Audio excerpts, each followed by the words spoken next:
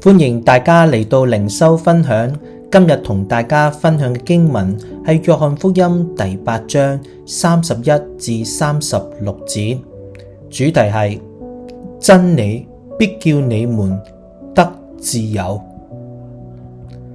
聖經喺第31節咁樣講，耶穌對信他的猶太人說，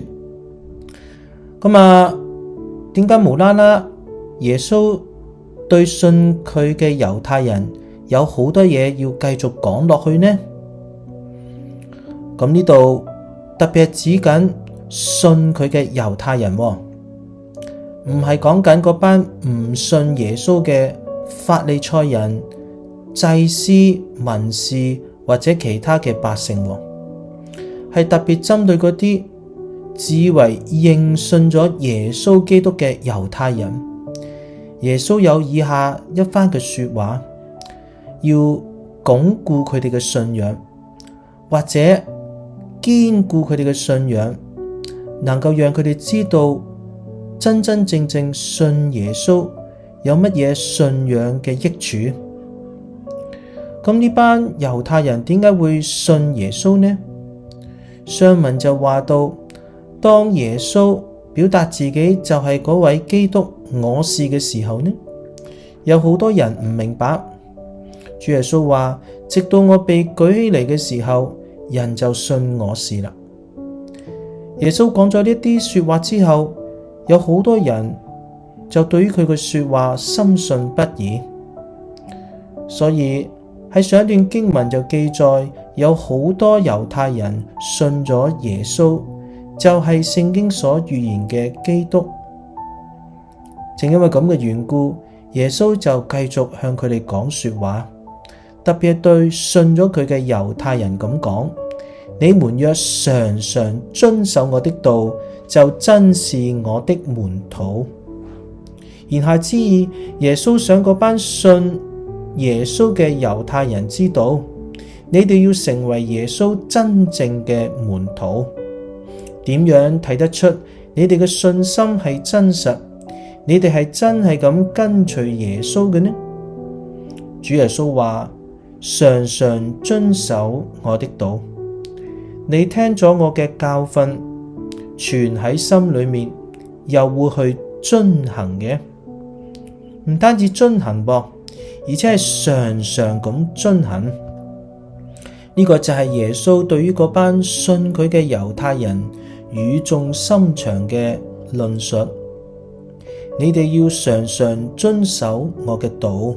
點解啊？32節話，當你哋咁樣做嘅時候，必曉得真理，真理必叫你們得以自由。倘若你信咗我成為真門徒，唔係單單聽道，而係要遵守我嘅道。因為當你咁樣遵守嘅過程當中，你就越明白我所講嘅道裏頭所蘊含嘅真理。你哋越曉得真理係可貴嘅，並且當你咁樣遵行道裏面所講嘅真理，永遠不改變嘅屬靈原則嘅時候呢，呢一個嘅真理就必叫你們得以自由。所以耶穌點解向信佢嘅猶太人要講呢一番說話呢？其實就要回應翻上文。上文所講嘅係話，眾人喺神眼中其實嘅信仰本質係點㗎？係死在罪中嘅噃。而家耶穌嚟就係要叫佢哋咩啊？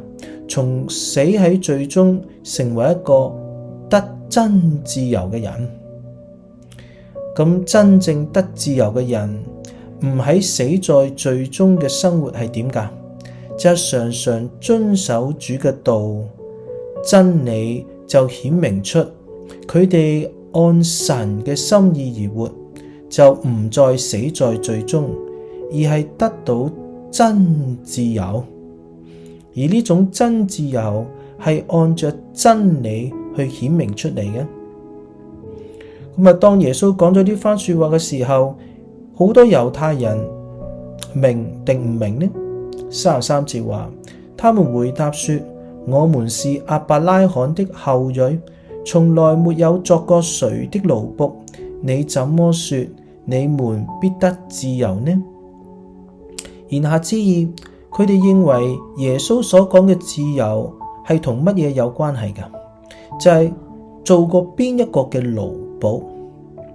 咁佢哋呢就好自誇地咁講，我哋係亞伯拉罕嘅後裔，我哋係冇做過邊個人嘅奴僕㗎咁。但係其實呢，亞伯拉罕嘅後裔有冇做過別人嘅奴僕啊？咁啊當然有啦，係嘛？如果唔係，邊度有出埃及記啊？亞伯拉罕嘅後裔以色列人就係做過埃及人嘅奴僕噶嘛。但係佢哋喺呢個對答嘅過程裏面呢，佢哋誤以為耶穌所講嘅自由就係有冇做過別人嘅奴僕，如同昔日呢我哋所認識啊，好多白種人去到非洲呢，就去奴役嗰啲非洲嘅黑人，係嘛，將佢哋當貨品咁去買賣，成為奴隸吓。咁啊就俾啲鎖鏈啊，俾嗰啲軛啊捆綁住，帶到去嗰啲嘅白種人生活地方，成為買賣嘅物品啊。咁啊當時嘅以色列人、猶太人回答耶穌嘅時候呢，就以為係呢一種嘅奴僕噃。咁啊主耶穌帶着憐憫嘅心腸回答佢哋。耶穌回答說，我實實在在話俾你哋聽啊，你千祈唔好誤會啊，呢種自由係講緊咩啊？所有犯罪的就是罪的奴僕，無論係以前嘅埃及人、以色列人，或者而家嘅猶太人、羅馬人，喺神嘅眼中只有兩種人，一種就係死在罪惡之中，成為罪嘅奴僕。另外一種就係被主釋放屬神嘅人。所以主耶穌話，天父嘅兒子若叫你們自由，你們就真自由了。在地上生活，有好多人緊張嘅係自己係咪成為別人嘅奴僕。咁啊當然我哋都唔想成為別人嘅奴僕，但係主喺呢度所講嘅解釋嘅自由，呢種真自由呢，係源於耶穌基督所拯救嘅人，佢哋因信耶穌就係我是基督真正嘅救贖主，所以人就得生命，按真理而行，就知道自己活喺真自由當中，亦都係神所期望人最重要，亦都當理解嘅真相。所以喺神嘅眼中，罪人被捆綁嘅，失去咗自由嘅本相係點啊？就係成為罪嘅奴僕。羅馬書第7章，保羅告訴我哋人裏頭嘅本相。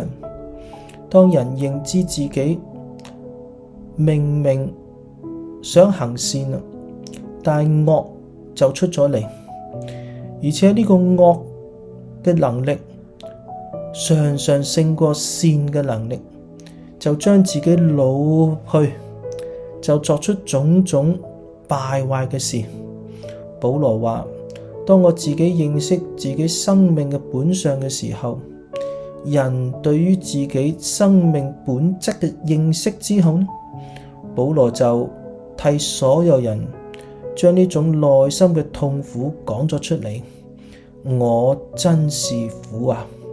誰能救我脫離這取死的身體呢？聖經話，感謝神，靠着我們嘅主耶穌基督就能脫離了。唔係靠知識、道德嘅規範，唔得，因為人生命嘅本質係被捆綁而到行惡，唯一能釋放嘅係更大生命嘅能力，就係基督從死裏復活嘅生命，因信釋放咗一切信靠主嘅人。所以經文話俾我哋聽，感謝神，因為你們從前雖然作罪的奴僕，現今卻從心裏信服了所傳給你們道理的模範。所以當我哋成為主耶穌基督真正嘅門徒，常常遵行佢嘅道嘅時候呢，真理就叫我哋得以自由。你們從罪裏得了釋放，就作了義的奴僕。透過呢段經文，我哋就知道一件重要嘅真相：人喺神面前，如果唔係罪嘅奴僕，就成為義嘅奴僕；如果唔係義嘅奴僕，只能夠係罪嘅奴僕。既然係義嘅奴僕，就係真理嘅自由。喺真理嘅自由裏面，仍然有約束，就係義嘅奴僕。所以當我哋跟隨主耶穌基督嘅腳蹤、真理、道理而生活嘅時候，我哋係義嘅奴僕。同時按今日默想呢段經文，我哋作為義嘅奴僕，就得享咗真正嘅自由，因為我哋被義約束，行出正確嘅事，而唔係被罪嘅奴僕、罪約束而行出罪惡理。我哋感謝神，透過呢段經文就認識咗我哋跟隨主嘅門徒，領受咗神嘅話語。當我哋常常遵守嘅時候，就係我哋經驗神釋放我哋得享真自由嘅時候。我哋感謝主，願神保守我哋，讓我哋唔單止聽道行道，而係常常遵守主嘅道，又常常得享真自由。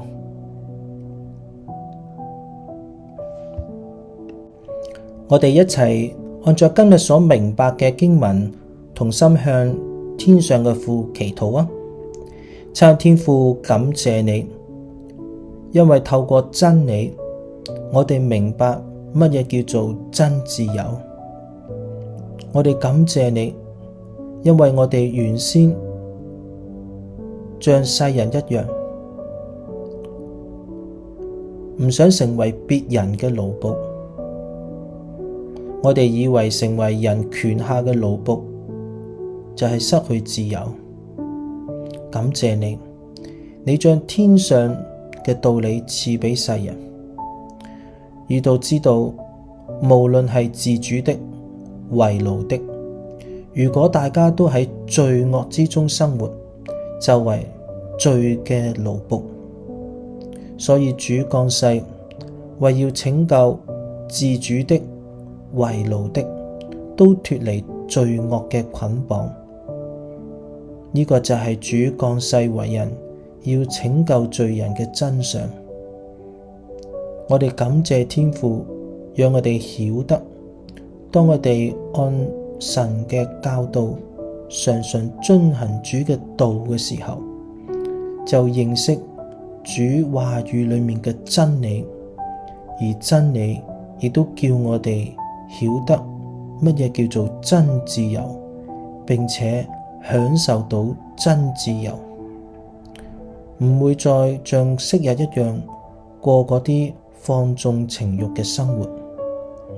我哋感謝天父，唔係我哋自己創立一種悟性、道德或者宗教嘅教訓，就足以叫人得以逃脫，而係單單仰望父神所賜下嘅基督，讓我哋能夠領受你嘅道，承認我哋嘅過犯，歸順獨一嘅救主，讓我哋領受基督所賜生命嘅光，讓我哋裏頭能夠有新嘅生命，按照神嘅心意常常去遵守。求主幫助我哋有呢種常常遵守你嘅話語，領受真理，讓真理嘅自由常常喺顯明我哋生活之中。